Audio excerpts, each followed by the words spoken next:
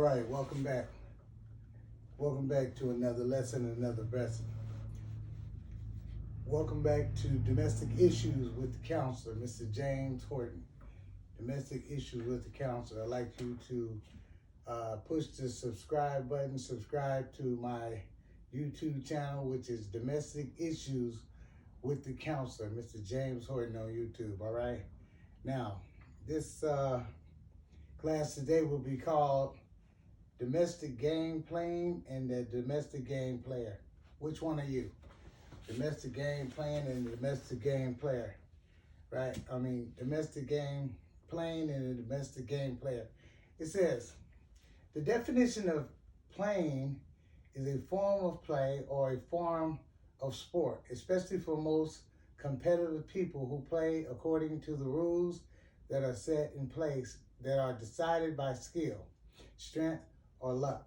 Most relationship domestic game players believe they are experts of the playing game and that they can pull any woman or any man that he or she lays eyes on or puts in a domestic game playing situation, right? Ask yourself questions, all right? It says ask yourself questions. Number one says, for those of you who claim to be domestic game players, are you known to play games in most relationships like you're known to play chess or checkers? Are you known, like here, example here. Yeah, do you play them like you playing chess or checkers? Because it's an intense game. Chess and even checkers is, but some say that when you get to chess, it really takes some skill. So, are you known to play it in the way that one plays chess or checkers?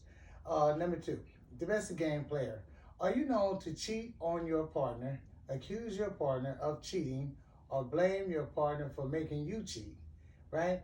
Domestic game player. Are you known to cheat on your partner, accuse your partner of cheating, or blame your partner for making you cheat? We have all kind of ways to maneuver through these what I would say is sick games. What I'd say, even being one that tried it myself at a time. I don't play those games anymore because in a game you will find that you will not always win the game and eventually you're going to lose, right?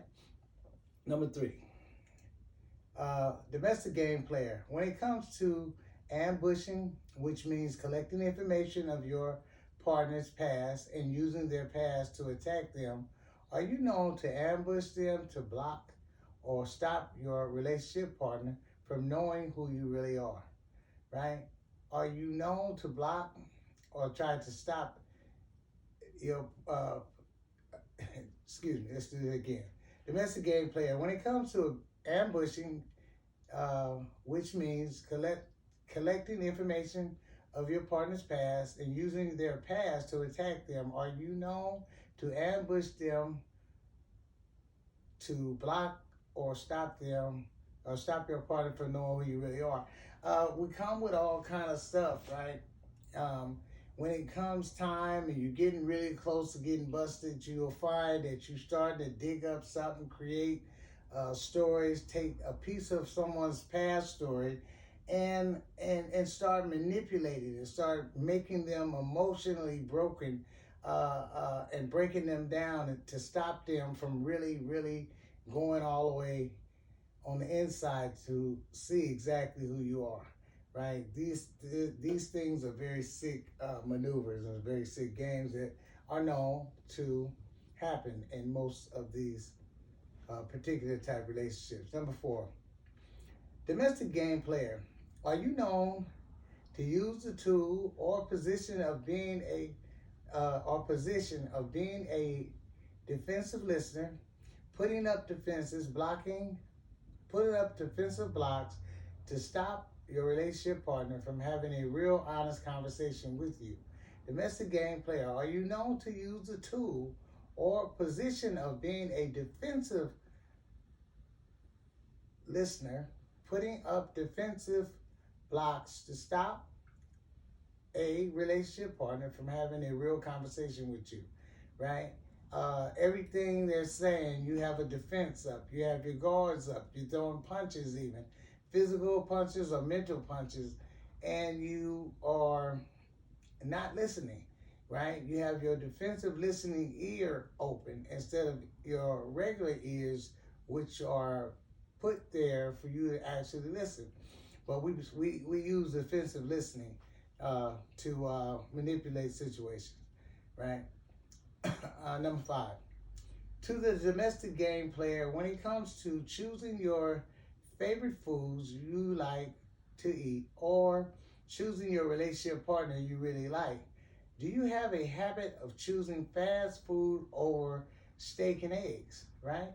Do you have a habit of choosing fast food over steak and eggs, right? Now, steak and eggs, man, it takes a minute to really cook it right and really have it prepared right.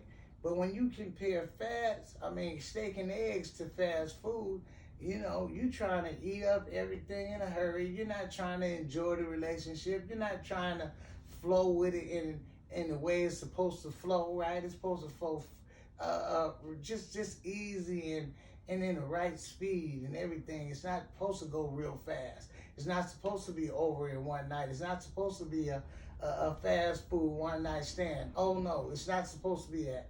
It's supposed to be gentle and warm and all that good stuff.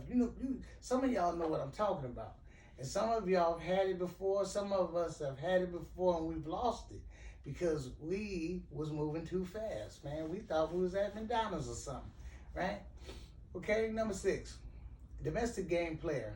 When it comes to you becoming domestically violent towards your relationship partner, are you known to make excuses and say you were just playing after the police showed up to your house, right? Domestic game player. When it comes to you becoming domestically violent towards your relationship partner, are you known to make excuses and say things like you were just playing when the police came, to your house?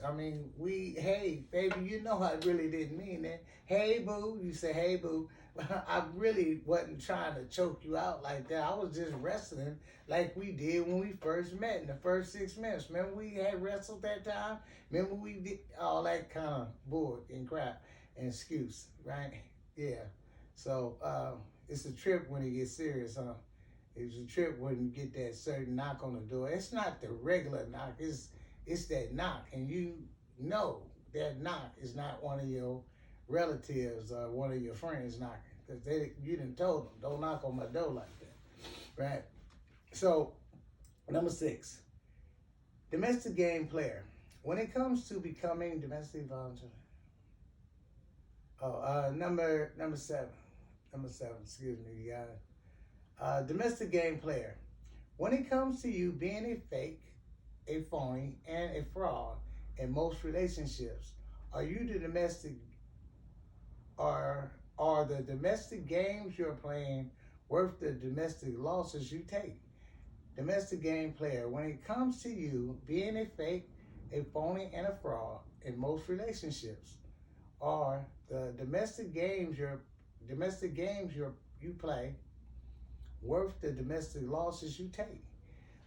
Sometimes, man, all the time, you want to make sure you weighing this stuff out, because you could have stopped a long time ago when it got close to burning the house down. You could have got, when your car almost got blew up, when you just put too much pressure on someone that they just couldn't take. And they didn't ran out of breath, and so they can't do nothing but explode. And so you need to take into account the games we play. The games we play are not the games like marble, chess, and checkers. It's not that, right? The games we are playing, and we find ourselves playing a real life situations, and we're playing with someone else's life. And so we also will find that the tables will turn and we'll meet someone new, and we might be at a place where we have made a decision to stop playing and found ourselves meeting a game player. And once we meet the game player and we put our defenses down and our resistance down and our game plan down, it's a whole new thing. It's a whole new thing, and it don't feel good. It don't feel good. You like, poor me, poor me. But when you say poor me, remember poor them. And remember that many times what you put out, you can get back. Many times what you can put out, you can get back. So let's stop playing games. Let's stop playing games in relationships. Let's stop playing games in society. Let's take these things serious, because these things are just as bad as going to rob the neighbor or going to rob someone for their belongings and pulling pistols on people and just wreaking havoc all over the city or any and every way you go. There's a price tag connected to it, and many of us are not trying to pay the price tag. Many of us can't pay the price tag. Many of us are not even grown up enough to pay and live the price tag. Some price tags are 40 plus years. Some price tags are 60 years to life. And when they say 60 years to life, they mean when they put that L on the sentence, when you get in that courtroom, that L stands for we're taking your life away from you.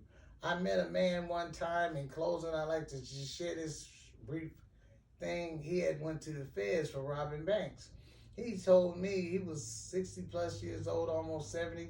He told me a story that he had been robbing banks since he was 13 years old. He was out of New York, and he had been robbing banks for 13 years old. And once he got sentenced that last time he got busted, he couldn't read and write, and he didn't even know what the sentence was until a few days later he asked his cellie to tell him what the paperwork said. The paperwork said at the bottom of the paper, and it rattled my insides. It said deceased. At the bottom of the page, it said deceased. So his life sentence meant deceased. It means that you're going to die in this place. You're not going to be able to live. But thanks to a power greater than the whole earth and the greater than everything in the earth, he was able to get released after doing close to 40 years.